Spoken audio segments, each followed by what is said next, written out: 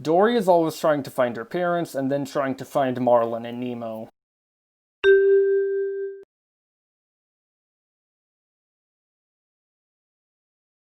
Bailey's perceived inability to echolocate is not relevant, as he is able to do it whenever the movie needs him to.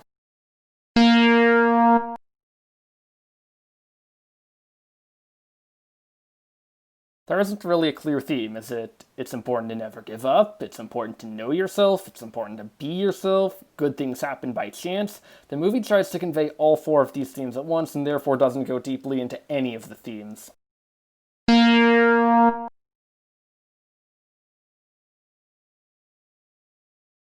Once upon a time, there was a fish named Dory. Every day she had trouble remembering things. One day she remembers her parents. Because of that, she travels across the ocean with Marlin and Nemo to find her parents. Because of that, well, getting separated was a coincidence, and so was meeting Hank.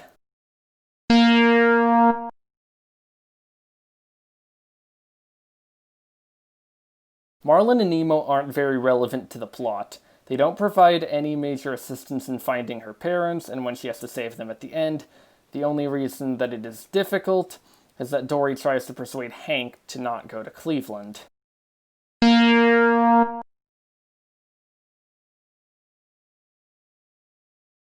Dory longs to find her parents, and she gets to travel across the ocean to search for them.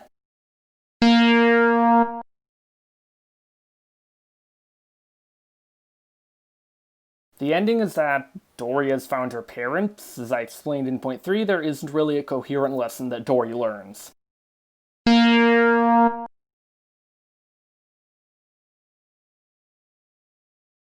The initial ending was that some of the characters would end up in a marine park. This was changed after the production team watched a documentary about the dangers of keeping marine animals in captivity.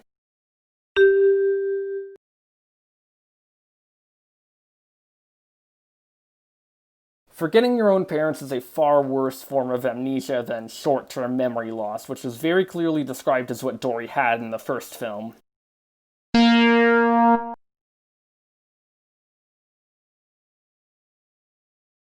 The first film had a clear message of how humans are harming wildlife. However, this film doesn't have that message, as all of the humans are genuinely trying to help the fish.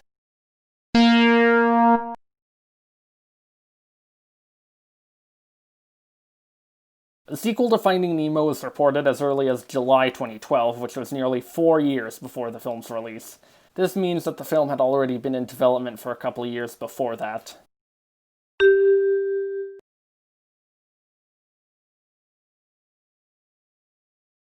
Dory remembering her parents and finding them without being separated from Marlin and Nemo is definitely an obvious choice.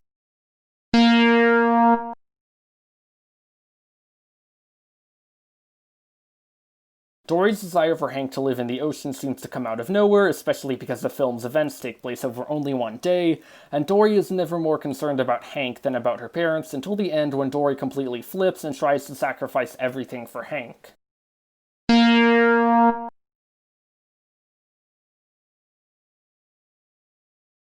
The inspiration for this film was what if Dory got lost again and couldn't find Marlin and Nemo? There are no major plot lines that aren't inspired by this question.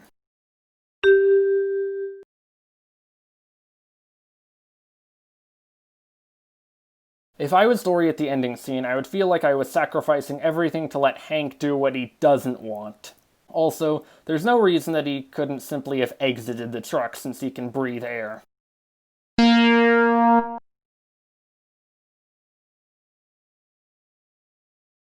This movie has no stakes for the following reasons. A. In the first film, Marlin and Dory travel from the Coral Sea to Sydney, which is a distance of 1,500 to 2,000 kilometers. In this film, they travel from the Coral Sea to California, which is more than 10,000 kilometers, with virtually no trouble. Also, the California Current goes along the coast of California, not across the Pacific Ocean. And B. Bailey's echolocation shouldn't work above water.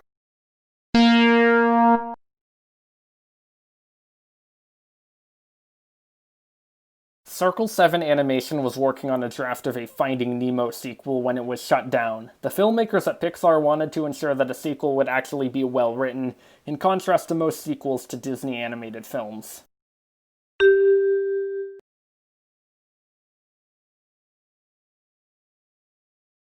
Dory's final test is having to rescue Marlin and Nemo. She was in the perfect position to rescue them, but decided to try to persuade Hank to come to the ocean.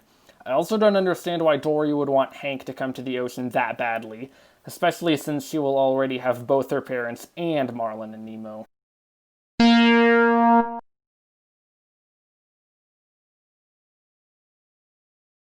It sure is convenient that every single flashback that Dory has happens at precisely the right time to help her out of the situation.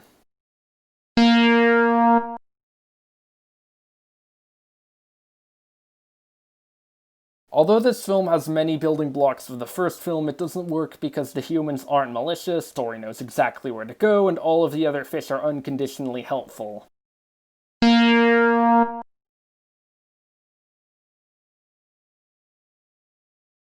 The people who identified with the first film, which was about losing your family, cannot identify with this film, which is about forgetting your family.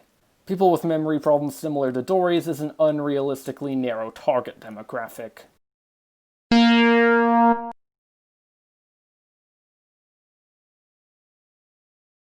Dory remembers her parents, travels across the ocean with Marlin and Nemo to find them, has to rely on Hank to find them, eventually finds them but has to rescue Marlin and Nemo, and I still don't understand why she was so adamant about Hank coming to the ocean.